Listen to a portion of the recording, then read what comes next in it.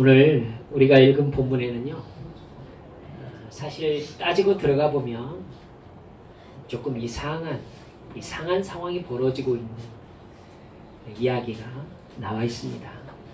예수님이 주로 활동했던 지역을 제가 갈릴리라고 말씀을 드렸습니다. 갈릴리 호수를 주변으로 이쪽 저쪽을 이렇게 다니시면서 복음을 전하시고 병든 자를 고치시고 귀신을 쫓아내셨습니다.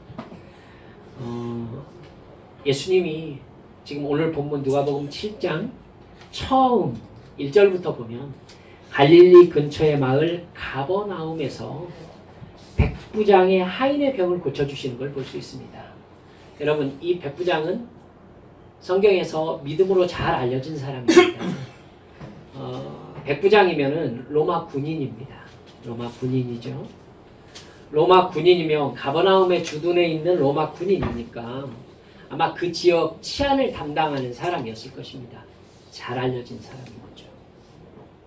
이 사람이 예수님께 와가지고 자기 하인을 좀 병들었는데 고쳐주십시오 이렇게 얘기합니다.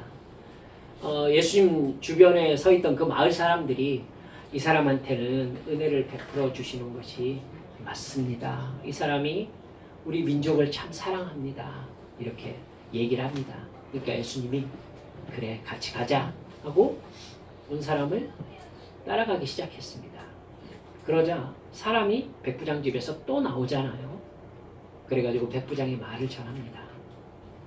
주여, 당신께서 내 집에 오시는 것을 나는 감당할 수 없사오니 지금 그곳에서 말씀만 하옵소서. 나도 지휘관입니다. 내 윗사람이 나보고 이렇게 해라 저렇게 해라 하면 저도 그렇게 합니다.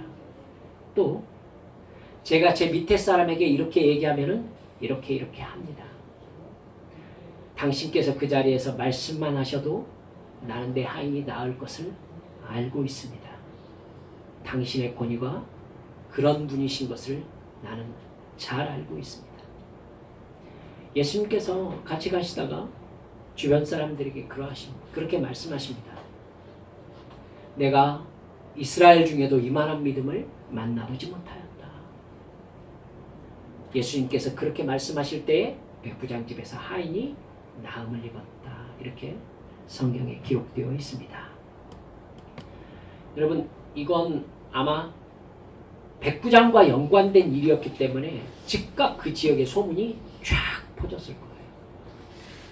그런데 예수님이 또 얼마 떨어지지 않은 나인이라는 성으로 예수님께서 가십니다. 여러분, 나인이라는 성의 이름의 뜻이 무엇이냐면은 희락, 즐거움 이런 뜻입니다. 근데 그 성에서 시체가 나옵니다. 시체가. 그런데 알고 보니까 과부의 아들이었어요. 과부가 슬피 울면서 매장지로 가고 있었습니다. 예수님께서 즐거움의 성에서 나오는 시체를 바라보시면서 관에 손을 대십니다. 그러니까 사람들이 모두 다 그 자리에 서요. 그리고 예수님께서 울지 말아라 하고는 청년아 내가 네게 말하노니 일어나라. 아니, 관을 열고 시체에다 얘기를 해가지고 사람을 일으킵니다. 그래서 그 청년을 다시 그 어머니에게 돌려주셨다. 이렇게 이야기합니다. 여러분, 이건 예수님이 이렇게 다른 사람에게 보여주는 예수님의 권위에 있어서 정말 속된 얘기로 치명적이라고 할 정도로 강력한 영향력을 끼칠 만한 일입니다. 백부장과 연관되어진, 즉 갈릴리 근처의 치안 담당관과 연관되어진 일, 그리고 죽은 자를 살려내버린 일, 그것도 관에 들어서 가는 사람을. 성경에 보니까 16절에 이렇게 나옵니다. 모든 사람이 두려워하며 하나님께 영광을 돌려 이르되 큰 선지자가 우리 가운데 일어나셨다 하고, 또 하나님께서 자기 백성을 돌아보셨다, 돌보셨다 이렇게 이야기했다고 성경이 나옵니다.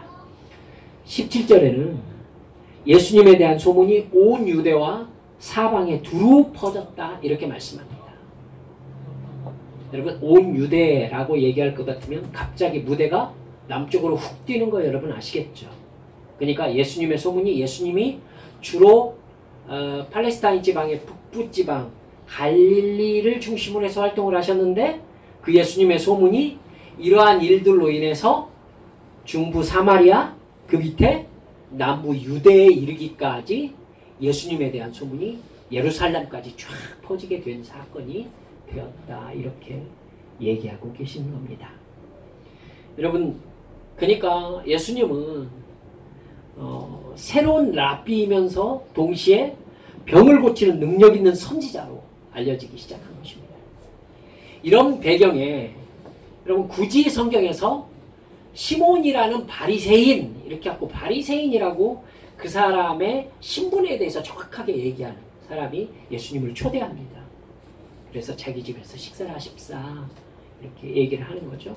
여러분 바리새인이라고 얘기를 하는 걸로 봐서 이 사람은 바리새파에 속한 율법주의자라는 것이 근처 사람들에게 잘 알려졌다는 얘기죠. 그러니까 바리새인이라고 못을 박아가지고 시몬을 부르는 거 보니까요. 네. 그래서 이렇게 자기 집에서 식사를 하시자고 그래요. 예수님께서 거리낌 없이 바리새인 시몬의 집으로 따라갑니다. 식사를 기다리면서 이제 앉아 계셨어요. 그런데 그 예수님께 그 자리와 정말 생뚱맞게 어울리지 않는 여인이 이제 찾아오게 되는 것입니다. 37절에 죄를 지은 여자다 이렇게 얘기하는 걸로 봐서 아마도 매춘 여성이 아니었는가라고 성경학자들이 많이들 추측을 합니다. 무슨 죄를 지어서 마을 사람들 모두가 죄인으로 알고 있었는지 저는 성경이 확정해서 얘기하지 않으니까 정확하게 알 수는 없다 이렇게 말하지만 그렇게 말하는 종류의 어떤 죄가 매춘에 해당되는 그런 죄가 많다 여러분께 이렇게 말씀을 드려봅니다. 그 여인이 예수님이 바리새인 시몬의 집에 오셨다는 말을 들은 거예요. 바리새인 시몬의 집이라면은 종교 지도자의 집이잖아요. 종교 지도자의 집이면은 이렇게 공적으로 죄인이다라고 알려진 사람이라면 율법의 죄로 정해진 죄를 지은 거잖아요. 그렇기 때문에 종교 지도자 즉 바리새인 시몬의 집에 이 여인이 가는 것은 자기의 치부를 더 적나라하게 드러내는 일이 될 가능성이 많겠죠. 그렇죠. 그런데 그 여인이 향유를 옥합에 담아가지고는 예수님을 찾아간 겁니다. 여러분 예수님이 마리아에 의해서 다시 머리에 순전한 나드 향유를 이렇게 붓는 사건이 예수님 마지막 십자가에 매달리기 일주일 전에 일어난 거 아시죠? 지금 이 사건은 그 향유 사건과 다른 사건입니다. 아시겠죠? 네. 이 시몬의 집에 이 여인이 이제 옥합이라는 건 돌로 깎은 항아리를 얘기해요. 얇게. 그래가지고 대부분 이 향유 안에 있는 건 밀봉된 상태이기 때문에요. 이 향유 옥합을 가지고 갔을 때에는 이걸 깨뜨려야만 내부에 어떤 있는 것을 사용할 수 있다고 그렇게 얘기를 합니다. 여러분 이 여인이 그 향유 옥합 그러면 값비싼 것이라고 볼 수 있겠네요. 값비싼 것이라고.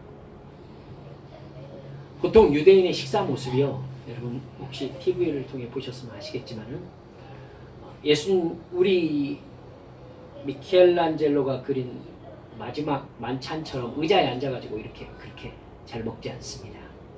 그렇지 않고 상이 있고요. 예전 성경에는 이렇게 줄을 달아가지고 밑에 기대어 눕다라고 반드시 해석을 해놨었어요.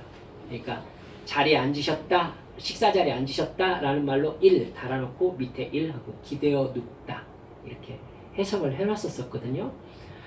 한쪽 팔을 땅바닥에 지탱하고 몸을 길게 이렇게 옆으로 눕는 자세 이렇게 그 자세가 유대인의 식사 자세입니다. 우리나라 어른들이 보기에는 대단히 건방진 자세가 되겠네요. 네, 이렇게 누워서 식사를 합니다. 그래서 손으로 이렇게 집어먹습니다. 마지막 만찬에 예수님의 품에 기대어 누워 있었던 요한이 있었죠. 그 자세이기 때문에 그런 표현이 나온 겁니다. 예수님의 품에 이렇게 식사 자리에서 안겨있지 못하잖아요. 그런데 안겨 있었어요. 품에 기대어 함께 누워 있었던 거죠. 그러니까 겹쳐 누워 있었던 겁니다. 그러니까 절반쯤 이렇게 몸을, 근데 뭐 어떤 분들은 그게 또 가장 소화가 잘 되는 자세라고 이렇게 얘기를 하시는 분들 얘기도 들었습니다만, 뭐 어찌됐든 유대인들이 그렇게 식사를 합니다. 그 자세를 카타클리노라고 합니다. 카타클리노. 오늘 보면 36절에서 바리새인의 집에 들어가 앉으셨을 때에 이 앉았다는 단어가 카타클리노, 기대어 누웠다, 이런 뜻입니다. 이 여인이 그러니까 예수님의 발치 뒤로 갈 수 있었던 겁니다. 그래서 제가 이 단어로 설명을 드린 거예요. 길게 절반쯤 몸이 누워 있으니까 발이 몸에 반대쪽으로 이렇게 나가 있잖아요. 발이. 그러니까 예수님 뒤로 가서 예수님의 발 뒤편에 앉아가지고 이 여인이 발에 눈물을 떨어뜨리기 시작한 겁니다. 참 분위기가요. 여러분 한번 생각해 보세요. 손님을 초대해가지고, 손님을 초대했을 때는 예수님의 12제자도 함께 있었겠죠. 그리고 시몬의 집 식구들이 함께 있었을 것이고, 또 그렇게 대놓고 초대했을 때에는 손님들도 제법 와 있는 경우가 많죠. 왜냐하면 지금 오늘 본문 끝에 보니까 그 와 있던 사람들이 저 사람이 누구기에 죄가 사해졌다고 얘기할 수가 있는가 하면서 막 화를 냈다고 나오잖아요. 그러니까 시몬이 지금 어떤 의도를 가지고서요, 예수님과 예수님의 제자들 그리고 손님들까지 함께 초대했다라는 상황이 되는 겁니다. 여러분, 율법학자 바리새인, 이 바리새인이 손님을 초대해서 예수님을 모시고 있는데, 여러분 그럼 우리가 딱 생각할 때 대단히 종교적인 분위기가 될 거라는 생각할 수 있잖아요. 대단히 종교적인 분위기였을 것이다. 근데 거기에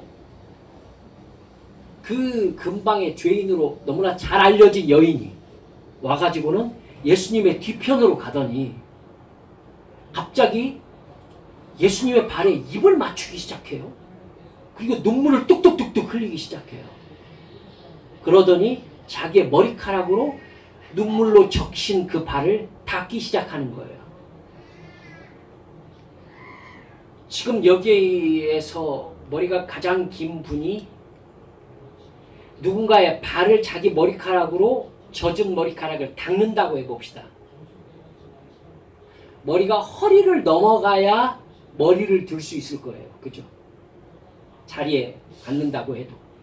아마 허리 정도만 되어도, 제가 아무리 이렇게 머릿속으로 상상을 해봐도 머리카락으로 누군가의 발을 닦는다는 것은 내 이마가 땅에 닿을 정도로 숙이지 않으면 이게 불가능한 상황이죠.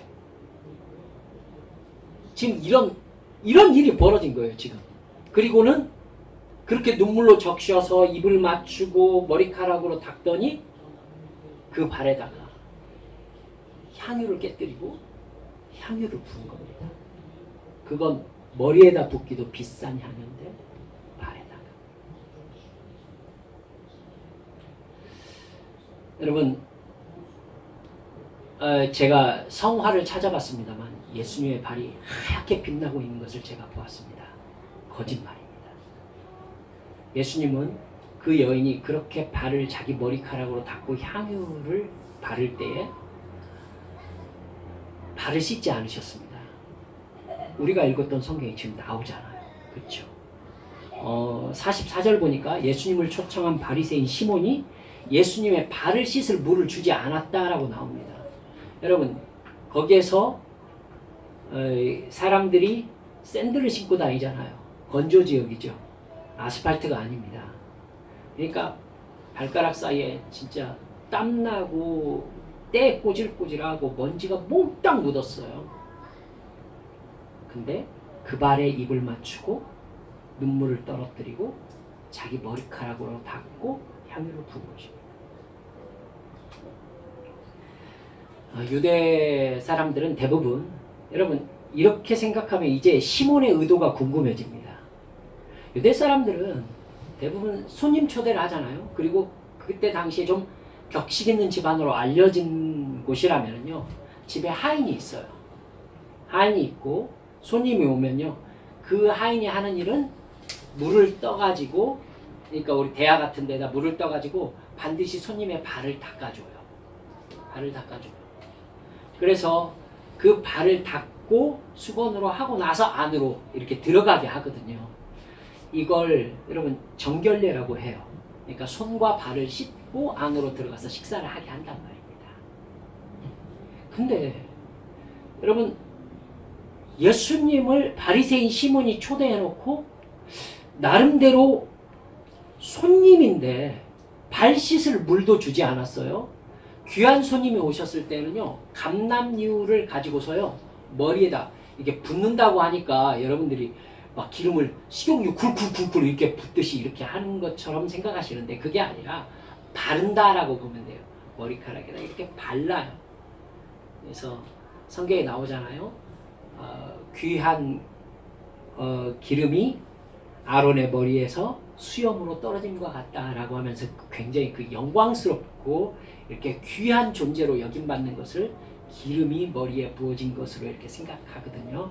또 기름 부음을 받는다라는 얘기가 왕과 선지자와 제사장을 세울 때에 행하는 의식이었기 때문에 굉장히 귀한 손님에게는 이렇게 머리에 기름을 발라줍니다.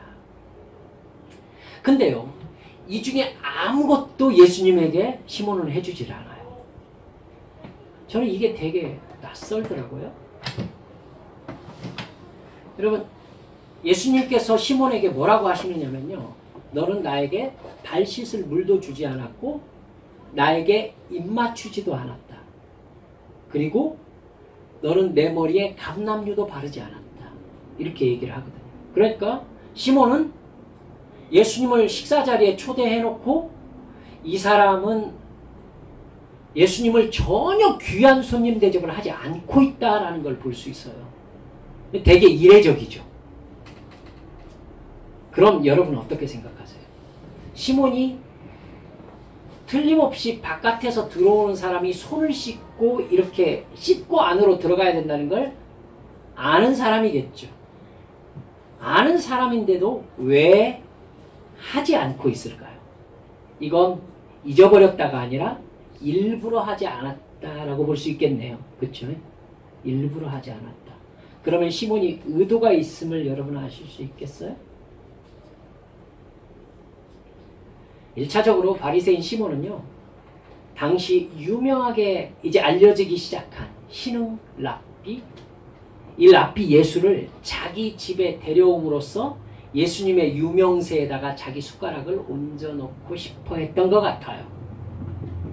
벌써 백부장의 하인을 고쳐줌으로 말미암아 백부장이 귀하게 생각하는 사람이 되었어요. 백부장에게 예수님이 어떤 존재인지 당시 사람들이 주변에서 다 알게 됐어요. 그렇죠? 정치적인 영향력을 갖게 되었단 말이죠. 뿐만 아니라 죽은 자를 살렸어요. 이건 종교적으로 엄청난 영향력을 가질 수 있는 일이에요. 삶과 죽음의 결정권자라는 얘기가 되니까요. 그러니까 이 예수님의 유명세에다가 시몬이 숟가락을 딱 얹어 놓아서 자기도 함께 그 유명세에 묻어가고 싶은 마음이 있는 거예요. 여러분, 유명하게 알려지면 갑자기 친구가 막 찾아오잖아요. 가지고 막 아는 체를 괜히 하잖아요. 아무것도 없을 때는 연락도 안 하던 사람들이 돈 좀 생기면 막 연락을 해요. 위치가 되면은 막 연락을 해요. 똑같은 겁니다. 여러분, 그런데 그 예수를 자기 집에 초대했는데 발을 씻게 해주지도 않고 입을 맞추지도 않고 머리에 향유도 바르지 않았어요. 감람유도 바르지 않았어요. 그러면 무슨 의도예요? 그렇게 잘 알려진 랍비 예수지만은 나는 그 권위 믿지 아니다라고 보여주고 싶은 거죠. 그러니까 예수님 외에도 손님이 그 자리에 많은 겁니다. 일부러 예수님을 박대하고 있는 거죠. 그래서 내가 이 사람 믿지 아니다를 온 손님들에게 다 보여주고 있는 거죠. 뿐만 아니라 예수님에게도 느끼게 해주고 싶은 겁니다. 바리새인 시몬이 예수를 초대해서 발도 씻겨주지 않고 입 맞추지도 않고 기름도 발라주지 않음으로 말미암아 네가 아무리 알려줘도 내가 네 위다를 예수님과 그 모인 사람들에게 각인시켜주고 싶은 거죠. 제가 너무 나간지도 모르겠습니다. 이런 해석을 제가 한 번도 보질 못했습니다. 그래서 제가 조심스럽습니다. 하지만 조금만 깊게 성경을 읽고 상황을 머릿속에 정리해보면 오히려 그걸 해주지 않는 게 지금 이상한 상황이라는 결론이 나오기 때문에 이런 결론을 충분히 예측해 볼 수 있다는 겁니다. 제 마음 아시겠습니까? 이건요, 잘 알려진 예수님을 이용해서 자기 이익을 취하고자 하는 철저히 계산된 행동이라고 볼 수 있습니다. 제가 이것 때문에 이 시몬이라는 사람에 대해서 상당히 마음이 불편한 겁니다. 바리새인 시몬의 마음에는 예수님이 누구인지에 대해서 사실은 별로 관심이 없습니다. 지금 시몬의 마음은 뭐에 관심이 있느냐면은 내가 이 사람보다 종교적 영향력이 위냐 아래냐가 시몬의 관심인 거예요. 내가 이 사람보다 종교적 영향력이 위로 알려져 있느냐 아래로 알려져 있느냐. 근데 시몬은 지금 예수님을 모셔다 놓고 뭘 하고 싶은 거죠? 종교적 영향력은 이 사람이 아무리 죽은 자를 살리네 병든 자를 고치네 해도 내가 위다라는 걸 지금 보여주고 싶은 거잖아요. 잘 알려진 예수님이라는 사람과 관계를 과시함으로써 자기가 얻을 수 있는 이익 생각했죠. 그리고 그 예수님을 아무렇게나 대함으로 자기가 예수님보다 더 높다는 이미지를 주어가지고 얻는 이익, 여기에 또 관심이 있는 겁니다. 온통 자기 생각뿐인 것이죠. 그렇기 때문에 그 자리에 모인 사람들이 모두 다 죄인이라고 말하는 여자가 자기 집에 찾아온 거에 대해서 시몬이 불쾌할 수밖에 없는 겁니다. 지금 이 자리는 자기가 주인공이 되어야 되는 자리죠. 예수보다 자기가 윗길이라는 것을 다른 사람에게 증명해야 되는 자리예요. 그런데 함께 있으면 격이 확 떨어져 버리는 여자가 지금 예수님과 함께 있고 자기 집 안으로 들어와 있는 거예요. 그것도 식사 자리에. 그리고는 예수님에게 모든 사람이 보기에 침묵이 흐를 만큼 오버스러운 행동을 하고 있는 겁니다. 이 여인이 행동하고 있는 걸 보는 사람들이 어떤 마음이었겠어요? 아마 정확할지 모르겠습니다. 뜨거운 마음 아니었을까요? 이거 어떻게 해석을 하지? 이 여자한테 뭐라고 하지? 이 여자 예수님에게 하고 있는데 예수님이 초대 손님이기 때문에 대놓고 나가 이 여자야 이렇게 말할 수도 없어요. 그리고 이 여자가 지금 보이는 분위기가 지금 이거 지금 장난이 아니죠. 어떻게 자기 호의를 보이려는 이 정도의 마음이 아닌 거예요. 눈물을 흘리면서. 그러니까 사람들이 이거 어떻게 하질 못하는 이 뜨아한 이 분위기가 침묵에 지금 싹 잠겨 있는 겁니다. 이게.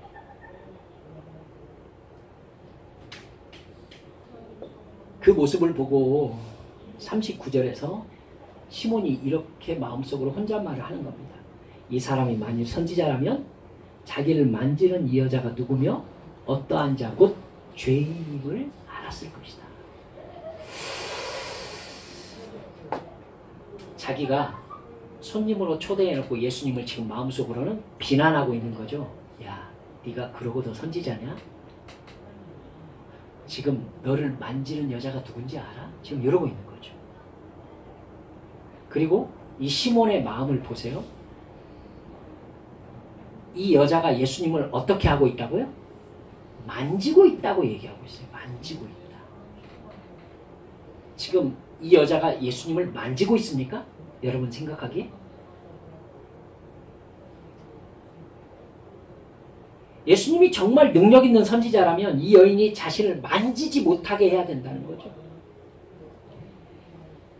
이 상황이 계속되면 틀림없이 이 여자의 평판과 함께 묻어감으로 말미암아 예수님의 평판도 함께 나빠질 것이다. 그리고 이 일이 자기 집에서 일어난 거에 대해서 시몬도 부담스러운 거예요. 지금 자기 평판도 떨어지게 생겼으니까. 그러니까 이 뒷상황이 지금 무슨 상황이 벌어질지 되게 지금 애매하고 뜨아하고 이게 어떻게 해결해야 될지 모르는 이런 상황에 놓여 있는 거예요. 그러자 예수님이 시몬에게 이렇게 물어봐요. 시몬아, 말씀하세요. 어떤 사람이 500데나리온 빚진 사람이 있고 50데나리온 빚진 사람이 있다고 해보자. 그런데 이 빚을 줬던 사람이 두 사람 모두에게 다 탕감을 해줬다. 자, 두 사람 중에 누가 더 주인을 더 사랑하겠느냐? 이렇게 물어봐요. 제 생각에는 500데나리온 탕감받은 사람이 더 사랑할 것 같습니다. 그러면 당연한 거 아닙니까? 여러분, 근데요, 예수님께서 이제 시몬의 행동과 여자의 행동을 비교하기 시작하십니다. 그래? 그럼 네 생각 어떠냐? 너는 내가 여기 들어올 때 발 씻을 물도 주지 않았다. 하지만 이 여인은 나의 발을 눈물로 씻고 향유를 발랐다. 너는 나에게 입도 맞추지 않았다. 하지만 이 여인은 내가 들어올 때부터 내 발에 입 맞추기를 그치지 아니하였다. 너는 내 머리에 감람유도 바르지 않았지만은 나는 이 여인은 내 발에 향유를 부었다. 예수님께서 왜 이런 말씀을 하시는 거겠어요? 자, 그럼 네가 생각할 때에 이 여인의 행동이 너와 비교해 볼 때에 누가 더 나를 사랑하는 행동이냐 이렇게 물어보는 것이죠. 거꾸로 가신 겁니다. 누가 나를 더 사랑하는 것이냐. 그 다음부터 시몬은 말이 없어요. 말이 없어요. 그리고는 그 여인에게 이렇게 얘기해요. 그러므로 이 여인의 많은 죄가 사하여졌도다. 이는 이 여인의 사랑함이 많음이라. 여러분, 이 정도 되면은요, 우리가 예수님하고 이 여인이 이전에 만난 적이 있었다라는 추측을 충분히 할 수 있습니다. 이 여인이. 예수님이 누구인 줄을 이 여인은 이미 알고 있죠. 그렇죠? 그러면 예수님께서 병을 고치신다든지 귀신을 쫓아내신다든지 아니면 말씀을 전하시는 현장에 이 여인이 있었다는 얘기가 되는 거죠. 그리고 그 말씀을 듣고 이 여인은 죄사함을 얻게 하는 회개의 은총을 받았다는 얘기가 되는 것입니다. 여러분, 예수님께서 지금 이 상황에서 포인트로 잡고 계시는 게 죄가 사하여졌다라는 말입니다. 죄가 사하여졌다. 그 여인은 이 여인에게 뭐가 있었다는 얘기입니까? 회개가 있었다는 얘기죠. 이 회개의 행동의 결과를 예수님이 뭘로 보고 계시는 거예요? 사랑으로 보고 계시는 겁니다. 이 여인의 행동은 이 여인의 사랑을 나타내고 있는데 이 여인의 사랑을 나타내는 이 행동은 이 여인이 죄를 회개하고 용서받았음을 나타내고 있다. 그 은혜에 감격하는 것이죠. 은혜. 여러분, 생각하셔야 됩니다. 예수님은 사실 본질적으로요, 이 여자의 죄가 다른 사람보다 훨씬 많은 500데나리온만큼이다. 이 얘기를 하고 싶어서가 아니에요. 그게 아니라 예수님은 지금 무슨 얘기를 하고 싶은 거냐면은 이 여인은 자기의 죄를 500데나리온으로 여기고 있다. 이 말씀을 진짜 하고 싶으신 거예요. 이게 오늘 성경 말씀에서 제일 중요한 부분입니다. 아시겠죠? 이 여인은 지금 자기가 지은 죄를 500데나리온으로 보고 있는 겁니다. 자기를 죄인으로 보고 있는 겁니다. 얼마만큼의 죄인으로? 감히 예수님의 머리에 향유를 붓지도 못하고 발로 가서 발에 눈물을 떨어뜨리고 자기 머리카락으로 발을 닦고 입을 맞추고 거기에 향유를 부을 정도로 자기가 그런 존재라는 것을 예수님에게 나타내고 있는 거예요. 그러니까 이 여인은 예수님 앞에 내가 이런 죄인입니다 라고 나아가고 있는 것이죠. 굳이 이 현장에서 시몬이라는 사람을 예로 들어보면 시몬은 그런 마음을 가지고 있나요? 시몬은 아마도 자기가 50데나리온은커녕 죄인이라고 생각지도 않고 있을 것입니다.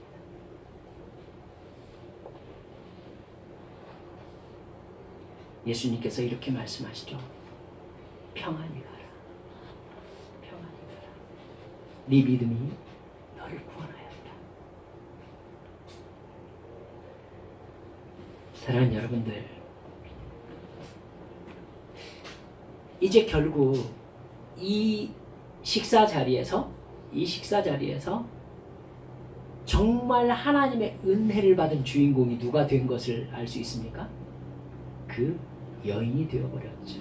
사실은 시몬이 자기가 이 근처에서 이름을 더 알리는 종교 지도자가 되기 위한 야망으로 예수님을 초대했을 텐데 오히려 이 여인이 주인공이 되어버렸죠. 그리고 시몬은 아무것도 아닌 존재가 되어버렸죠. 이 여인은요, 자기 행동을 통해서 예수님께 이렇게 말씀드리고 있는 겁니다. 나는 당신 아니면 아무 의미 없는 죄인일 뿐입니다. 그런 나에게 당신은 소망과 사랑을 주셨습니다. 당신은 나의 모든 것입니다. 거기에 주님께서 네 믿음이 너를 구원하였으니 평안히 가라. 여러분, 죄사함이 뭐와 연결되는 겁니까? 구원과 연결되는 것입니다. 죄사함과 구원, 이 관계에 대해서 여러분 오늘 성경 말씀도 변함없이 우리에게 강조하고 있다는 걸 절대 잊지 마시기 바랍니다. 예수님을 만난 사람은 회개에 이르게 되고 죄사함을 받게 되고 죄사함의 결과 구원에 이르게 됩니다. 그런데 막상 그 자리에 초대했던 시몬은 예수님과 아무런 관계를 맺지 못하고 있습니다. 이게 오늘 본문의 아이러니인 겁니다. 여러분, 이 말씀 앞에서 우리 자신을 비춰볼 수 있기를 바랍니다. 내가 예수님을 만나고 싶어하는 이유가 무엇입니까? 내 얘기로 끌어와 보고 싶어야 돼요, 여러분. 예수님을 죄사함을 통해 구원을 베푸시는 그리스도로 믿지 않으면 구원은 없습니다. 예수님이 주시는 구원은 반드시 죄사함을 통해서 받습니다. 죄인이라는 처절한 인식이 없으면은 구원받지 못한다는 겁니다. 여러분, 이 여인의 행동에 대해서 한 번 더 어떤 단어로 여러분이 표현할 수 있을 것인가 한번 생각해 보세요. 저는 이 여인을 묵상할수록 처절하다는 생각이 들더라고요. 죄를요, 예수님 앞에 고하는데 자기가 할 수 있는 모든 걸 다 바쳐서 처절하게 고백하고 있는 거예요. 자기의 모든 재산을 다 바쳐서.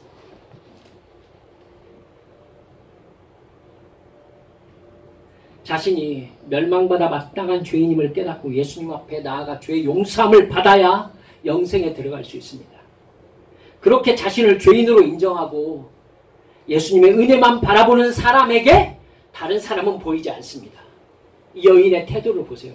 지금 자기가 그 자리에 나아갔을 때 어떤 대접을 받을 것인지 여러분 생각 안 했을까요? 바리새인 시몬의 집이에요. 거기에 나아갔을 때 사람들이 자기를 누구로 볼지를 몰랐을 거냐고요. 이 여자가. 알았을 것입니다.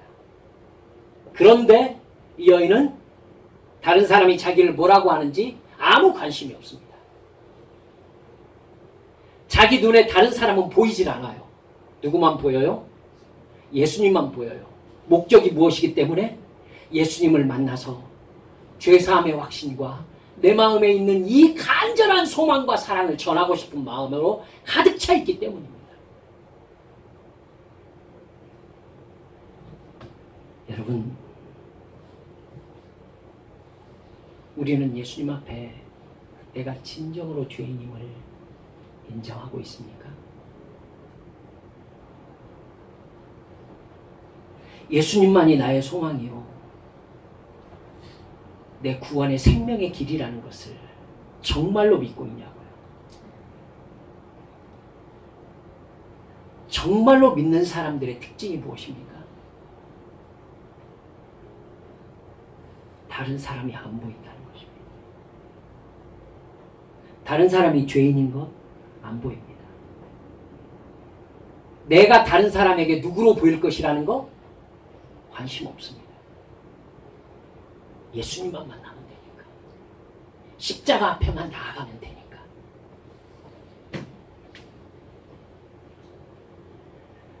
말씀을 맺고자 합니다.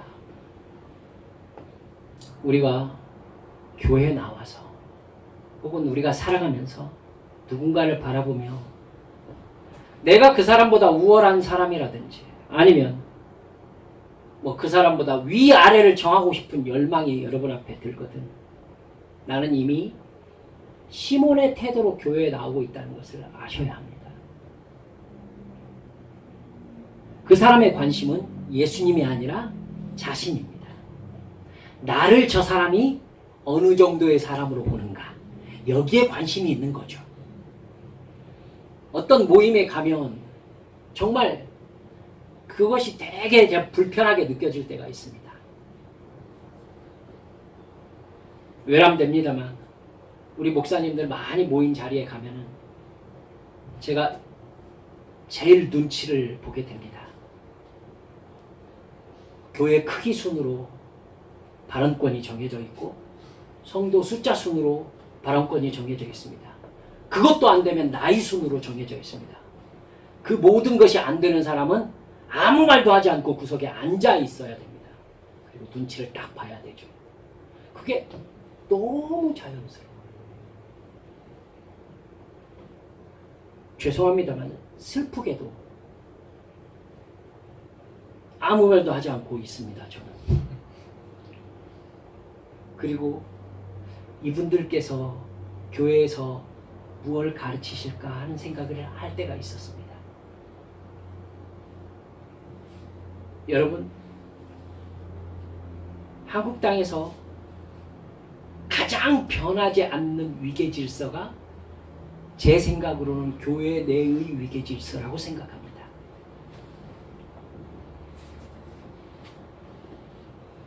제가 부교육자로 있을 때 뭔가를 하기 위해서 결제를 올리면요, 그 결제가 저한테 다시 허락이 되기까지 한 달이 걸리는 일이 예사였습니다. 안 된다고 해서 제가 가가지고는 식사 대접을 해야 되는 상황이 꽤 있었고요. 돈을 써야 되니까.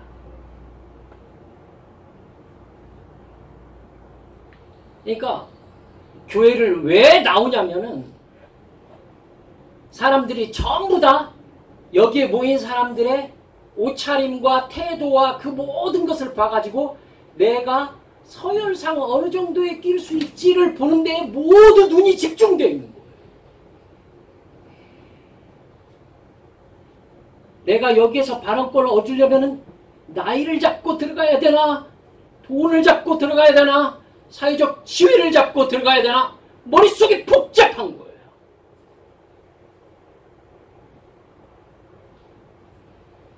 근데 목사님은 앞에서 우리는 서로 섬기는 교회입니다. 이렇게 설교를 하시는 거예요. 그리고 그렇게 눈이 번쩍거리시던 분들이 모두 다 아멘 하는 겁니다. 혹시 마음이 불편하셨으면 죄송합니다.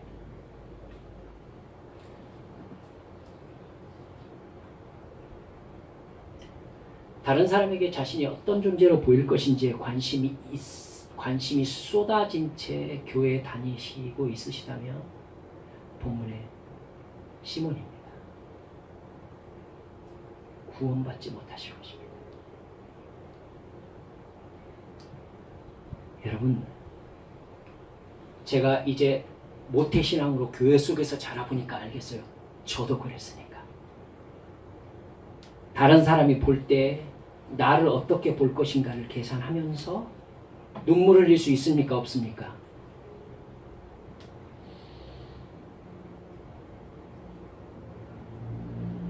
우리 교회 성도들은 이렇게 순수하고 착하다는 것을 저는 믿습니다.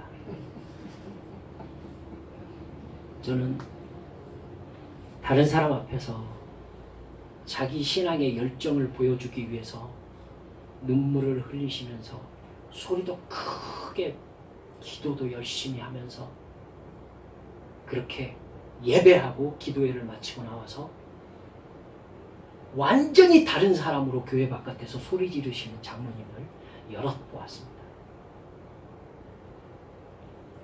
그 모습을 보고 저희 같은 나이들이 자랐습니다. 어떤 사람이 되었을까요?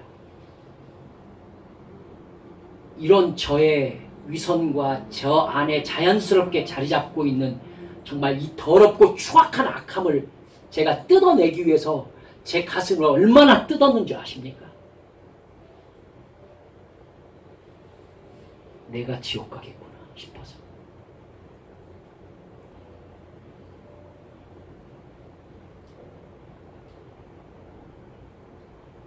정말 자신이 죄인이라고 생각한다면 이 여인처럼 다른 사람이 내 눈에 보일 여유가 없죠. 지금 내가 내 죄를 가지고 예수님을 만나고 있는데 다른 사람의 죄가 보입니까? 다른 사람이 나를 어떻게 생각하고 있는지가 보입니까? 말이 앞뒤가 안 맞아요. 정말 내가 영원한 멸망에 들어갈 수밖에 없는 죄인이었는데 그런 나의 죄를 대속해 주시고 용서해 주신 예수님을 만났다면 그 사람의 눈에 다른 사람이 나를 어떻게 높여주나? 저 사람이 먼저 나한테 인사할까? 이게 생각나겠어요? 우리 마음속에 그런 마음이 있다면 우리 따라서 합시다. 다 따라서 하세요. 부끄러운 줄 합시다. 정말 부끄러운 줄 합시다. 저 사람이 나한테 인사해야 되지. 참 가만히 보면 저분은 네 가지가 없어. 이런 생각이 드시면은 정말 부끄러운 줄 아셔야 돼요. 교회 헛다니고 있는 거죠. 제가 기도 좀 하고 다른 사람이 좀 알아주고 믿음 있다라고 생각하니까요. 교회 가면 어깨가 펴지더라고요. 정말 사악하고 나쁜 사람이었어요. 지옥 가기 참 좋은 마음인 거죠.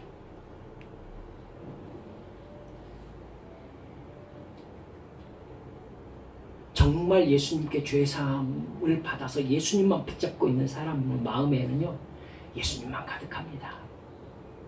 그런 사람은 다른 사람에게 자기를 드러내는데 관심이 없습니다. 오직 예수님을 사랑하기 때문에 이웃을 사랑하고 섬깁니다. 그 사람의 행동에 자기의 진실함이 묻어날 수밖에 없습니다. 예수님의 사랑은 죄를 용서하시는 겁니다. 자신이 진정으로 죄인이라는 것을 깨닫지 못하는 사람은 구원받을 수 없습니다. 정말 자신이 죄인이라는 것을 인정하고 하나님 앞에 나온 사람은 이 여인 같은 태도를 보일 수밖에 없습니다.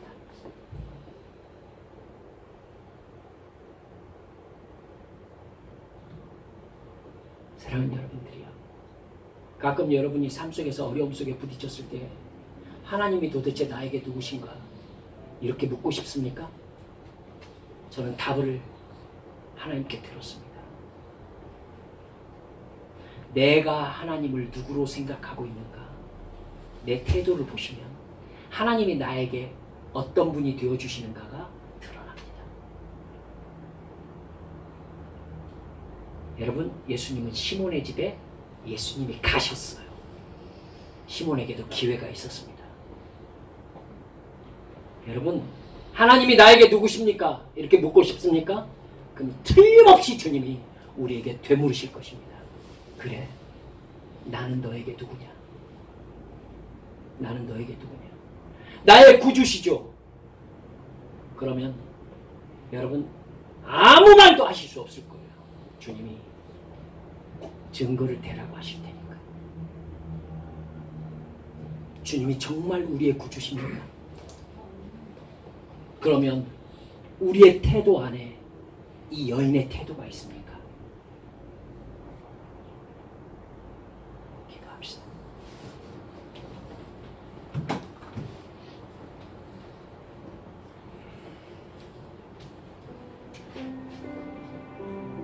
이 시간 주님 앞에 기도할 때 주님, 정말로 주님을 사랑하고 싶습니다. 주님께서 우리의 모습을 보시고 너의 사랑함이 참 많구나. 너의 죄가 용서받았다. 네가 나를 사랑하는 걸 내가 알고 있기 때문이다. 이렇게 말씀하실 만한 여러분의 태도와 행동을 가지고 계십니까?